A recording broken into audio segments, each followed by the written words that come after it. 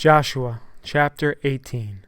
The whole assembly of the Israelites gathered at Shiloh, and set up the tent of meeting there. The country was brought under their control, but there were still 7 Israelite tribes who had not yet received their inheritance. So Joshua said to the Israelites, "How long will you wait before you begin to take possession of the land that the Lord, the God of your ancestors, has given you? Appoint 3 men from each tribe. I will send each of them out to make a survey of the land and to write a description of it, according to the inheritance of each. Then they will return to me. You are to divide the land into 7 parts. Judah is to remain in its territory on the south, and the tribes of Joseph in their territory on the north. After you have written descriptions of 7 parts of the land, bring them here to me, and I will cast lots for you in the presence of the Lord our God. The Levites, however, do not get a portion among you, because the priestly service of the Lord is their inheritance. And Gad, Reuben, and the half-tribe of Manasseh have already received their inheritance on the east side of the Jordan. Moses, the servant of the Lord, gave it to them." As the men started on their way to map out the land, Joshua instructed them, "Go and make a survey of the land and write a description of it.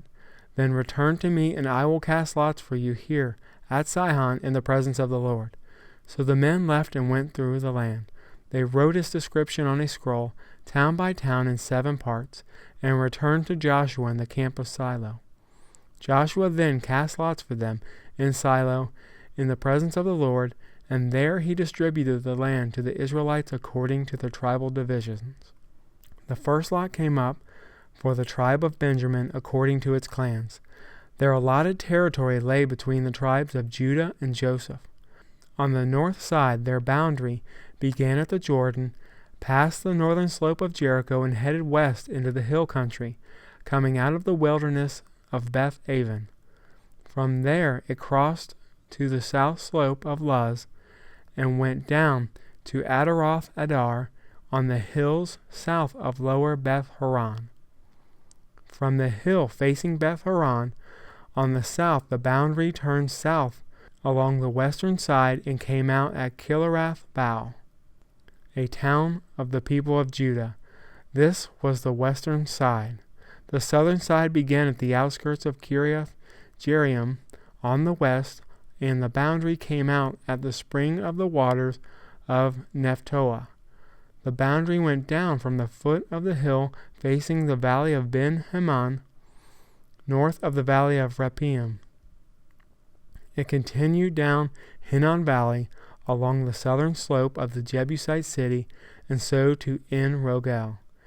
It then curved north, went to En-Shemesh, continued to Gileath, which faces the pass of Adimium, and ran down to the stone of Bohan, son of Reuben.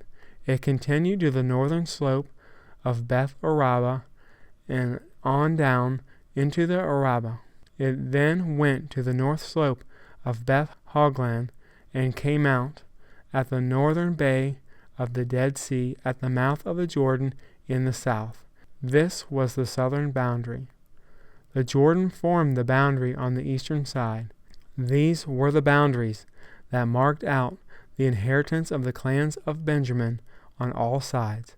The tribe of Benjamin, according to its clans, had the following towns: Jericho, Beth-Hoglan, Emek-Keziz, Beth-Araba, Zimmeram, Bethel, Avium, Para, Orpha, Kephar-Amani, Ophni, and Geba, 12 towns and their villages: Gibeon, Ramah, Beeroth, Mizpah, Kirapah, Mazah, Rechem, Irpeel, Tarolah, Zelah, Haleph, the Jebusite city, Gibeon, and Kerath, 14 towns and their villages. This was the inheritance of Benjamin for its clans.